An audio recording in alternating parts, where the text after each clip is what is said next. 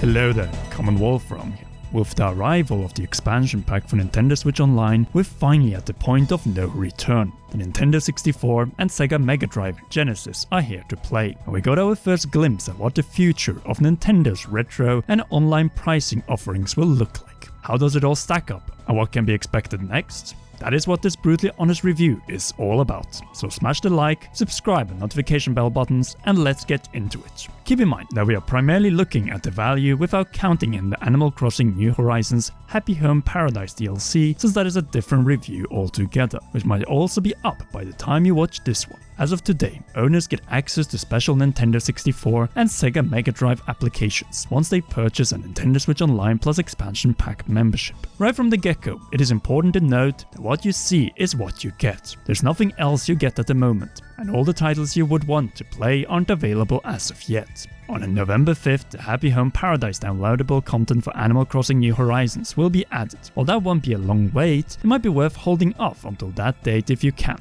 The main thing to keep in mind is that a regular single person will pay €39.99 or $49.99 depending on the region you're in, while families will cop up €70 or $80. Regardless of how you slice it, you're likely better off purchasing the family plan with some friends. Why? Since if you can get 7 additional friends or family members to join in this $80 plan, then each member will reduce the individual cost to just a tenner, allowing more flexibility in the overall payment. Plus make it far more worth it, as we did with one family plan, where I and several of the writers and editors in Commonwealth Realm pay less than €10 each annually for a far better plan. A solo membership is rather expensive, and we in the Commonwealth Realm do not recommend going for this option as far as we are concerned.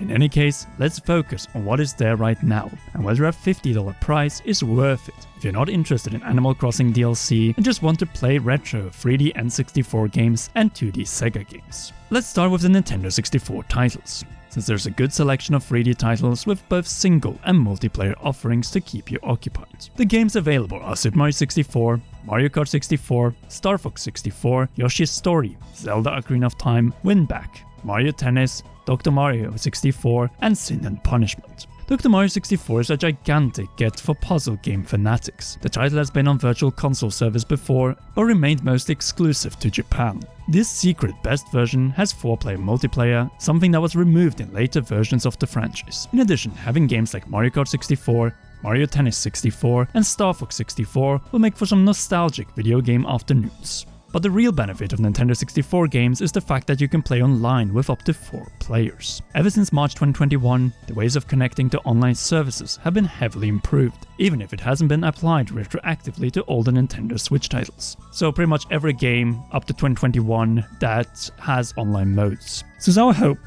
as I just mentioned, was that they fixed online and that they would do that for every new service, game and so on. And we had hopes, but Nintendo didn't nail it. Regular connection issues, and they have been reported across the board, meaning that this isn't the fault of us players with good internet connections, but Nintendo's online service. And there is more, because the rewind feature offered in other versions of the NSO retro applications isn't found here at all. You can still use quick saves for those crucial moments, but the lack of rewind seems like a bit of an oversight. And there's one shortcoming on top of another one that we definitely need to highlight. Also, if you're European and prefer playing with French, German, Spanish or Italian text, then you will have to deal with 50Hz gameplay instead of 60Hz. Luckily for European and Australian players who want to play with English localizations, the US 60Hz versions apply, meaning that for the first time, PAL players will be able to play many N64 games on a Nintendo system with 60Hz gameplay. A different problem that Nintendo 64 and Nintendo Switch Online is facing is that surprisingly few Nintendo titles have been included, and we're missing many true classics, including the second Zelda game on the system. Obviously, N64's arguably greatest game, The Legend of Zelda Ocarina of Time, is in the launch lineup, and now running in 60Hz for everyone playing the Japanese original version or English localized version, including for Europeans. But titles like Paper Mario, Pokemon Snap, Kirby 64, Majora's Mask, and Banjo-Kazooie are not. Obviously, these have been promised to come to N64 Online in the future, but when would that realistically be? Nintendo hasn't given any public statement on the release window of future offerings, which is to put it mildly concerning, much like it was with SNES Online in 2019. Let's consider for a moment that we're paying more now, what is basically 2 retro platforms on launch day. and as such, a small update on the potential release order of the promised lineup would, at the very minimum, be appreciated. Plus, with the current output of new SNES games to Switch Online, it doesn't look like we can expect more than one game added every other month at best. Based on how Zelda Majora's Mask was individually highlighted in the September Direct, it is likely that this one could be December material, now that at least one Nintendo Switch December game has been pushed to 2022.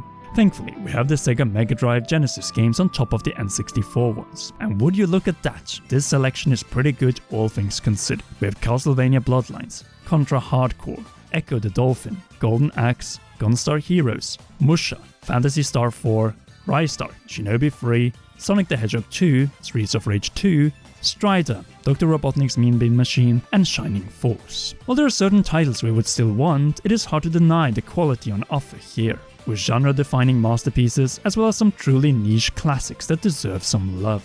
The fact that we can play Gunstar Heroes or Streets of Rage 2 with 2 people online is pretty incredible. Naturally, there have been a multitude of ways to play these games, but the flexibility cannot be understated. Imagine playing as Sonic and Tails together in Sonic 2, both from faraway places without skipping a beat. That is honestly a bit magical if you look at the complete package. What makes this even better is that the beloved features like the rewind and save features are available like the NES and SNES applications. Pretty good stuff. The future of the Sega Mega Drive application is thus decided by what they will drop on the service. In the past, they delivered basically the same titles at every step, but considering games are being added piece by piece, this opens some new windows. Unique classics like Sega NET titles, which previously never had a North American retail release, could be welcomed back in this matter. How fun would it be if we got something like Mega Man The Wily Wars in the future? Now that would be something worth subscribing for. Speaking of subscribing, what will the future of Nintendo Switch Online plus expansion pack entail? First of all, and hopefully even more retro titles that will blow our minds away. The track record of Nintendo hasn't been the best, with the NES and SNES apps feeling like a complete wasteland right now. The updates happen so irregularly that it is simply a shock when something does get added to the platforms, and especially when it is something valuable. Nintendo simply can't have the same fate to befall these new applications, not even for a second. This is a do or don't scenario. More importantly though, it is all about adding value. With the arrival of Happy Home Paradise DLC, Nintendo is taking a first brave and bold step for the future. The potential of throwing bigger content on the service from 2022 is a possibility, considering the heftier amount we're all paying annually. But for now, that remains a pipe dream, and something we discussed at more length in the previous Nintendo Switch Online video compared to this review. Since what matters now is what is at offer in 2021, and the consistency of the expansion of said services. They have to make people care about the expansion pack, many of whom were turned off by the price, which may only be $4 per month, but when you're asked to pay $50 right away, plus also ordering N64 controllers and Sega Genesis / Mega Drive controllers that cost, well, $50 each, the taste of those $4 is not the same. As we have demonstrated, there are ways to bring this price down for each member for a family plan with a couple of friends or family members, so it is really up to you. No matter what, Nintendo has to make a clear statement of what they want out of their consumer base, and not tricking people into a service where they cannot get a cheaper expansion pack alternative without DLC for a $60 game they may not even own, or are not interested to play, or in Animal Crossing's case, commit to on a nearly daily basis. Having another middle tier here with a free otherwise paid DLC rental to existing games might have solved much of the controversy, but it is clear that Nintendo is playing with a new online strategy. High stakes as the price is getting dangerously close to the price of PlayStation's and the Xbox annual online fees. So getting back to a brutally honest and direct question, is the Nintendo Switch Online plus expansion pack worth the money right now? That really depends on the kind of player you are and what way you obtain the expansion pack. If the Nintendo 64 and Sega Mega Drive titles make you happy, then it is hard to tell you no. The quality of the titles is clear, even when a few more bigger hits will make it all the more special. Still, if you have the possibility, try to get together with a few friends and bring your individual cost down from $50 per year to possibly $10 per year, which is a great deal, especially with Animal Crossing paid DLC content included. Know that with the new structure and pricing model, the expansion pack launches Nintendo's paid online service into a new gear that needs to be maintained in the years to come. If Nintendo is capable of doing so, that is a much harder question to answer. They've supported their games and services with a mixture of results, which is the key in all of this. The company asks for more money, so it only makes sense to get something more in return. We really can't blame people for waiting. The answer is really somewhere in the middle. Thus, for the final score, we'll give it 2. 1 for the individual version and 1 for the family plan of the Nintendo Switch Online Plus expansion pack. For the individual plan, with its $50 annual fee, we give it an ironic 64 out of 100 score, as this rent is too damn high. While for the family plan, we split the $80 bill up by 8 for a $10 annual fee individually, we give it an 80 out of 100.